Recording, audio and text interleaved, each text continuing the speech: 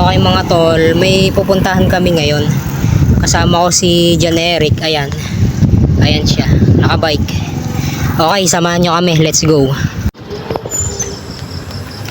Okay mga tol, dito na kami ni John Eric.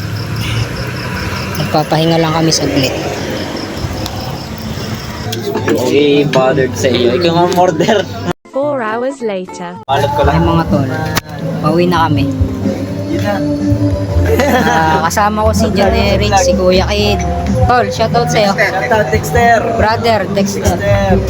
At si Kuya Windel. Kuya Windel, nagpapabalot lang mga tol.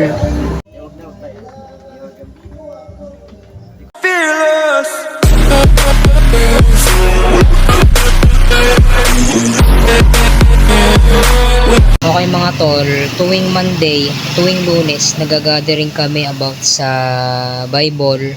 Ang tawag doon, life group. Pamustahan ba, tapos testimony, kung anong nangyari sa buong araw. Okay mga tol, ang pinag-aaralan namin doon ay patungkol sa relationship kay Lord, patungkol sa Diyos. Magtawagin ay ito'y salita ng Diyos. Okay, hindi patungkol sa religion, kundi patungkol mga tol sa relationship with God. Okay mga tol, yun ay patungkol sa kung paano mo nakilala si Lord sa buhay mo.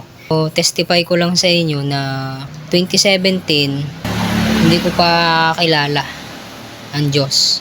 Okay, 2018, nakilala ko siya. May nag-invite sa akin papunta sa church.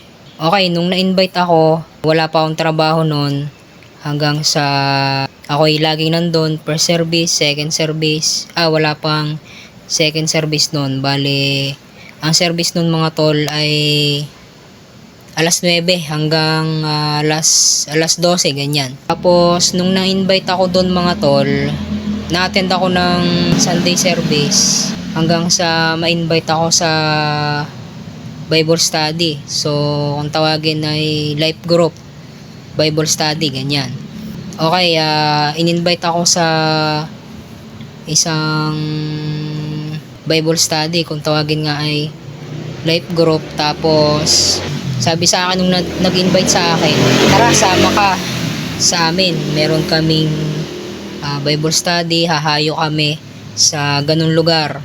So, doon na nagpatuloy na nung time na yun mga tol, marami akong vision nun.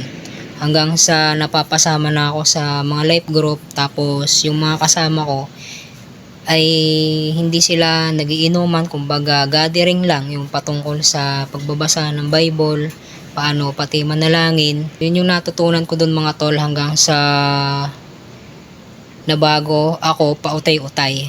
At mula nun mga tol, mula 2018 hanggang ngayon 2023 na, eto nagpapatuloy pa din ako at patuloy na nagpatuloy hanggang ngayon. Okay mga tol, may mga test din akong pinagdadaanan na hindi ko na lang sinasabi dito.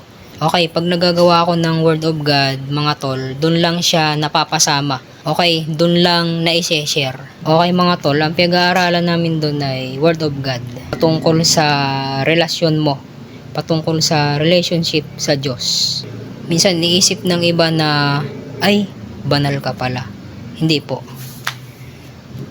Hindi po ako perpekto. Pare-pares lang po tayo. Pantay-pantay tayo sa paningin ng Diyos. Okay, ako'y nakakilala lang. Tapos nagkaroon ako ng relationship sa Diyos. Tapos ngayon, yung natututunan ko doon, sineshare ko lang dito. Kung sasabihin natin na ay banal ka pala, nagkakamali po kayo. Ang Bible po may sabi na walang matuwid, wala ni isa. Sa church, nandoon lahat. Kung tutuusin,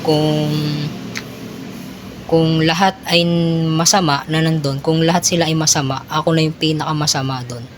Okay, ako ay hindi perpekto, hindi ako matuwid. Ako'y kagaya nyo lang din.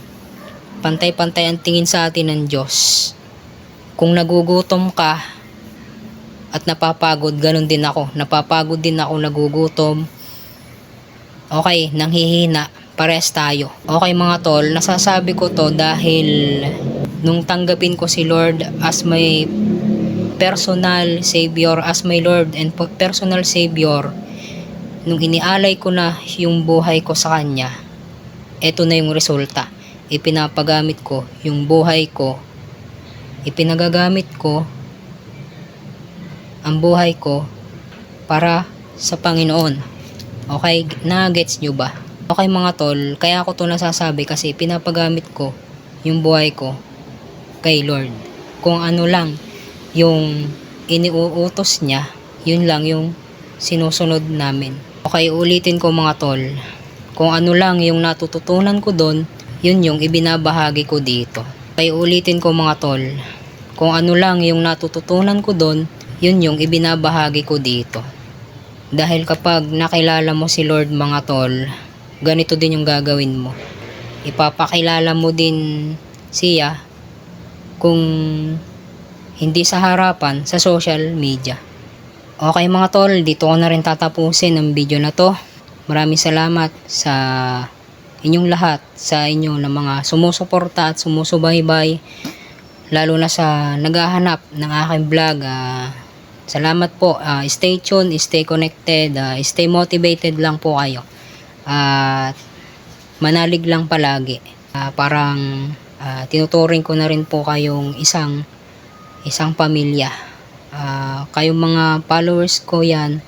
Okay, salamat sa inyong pagsuporta. Peace out and God bless.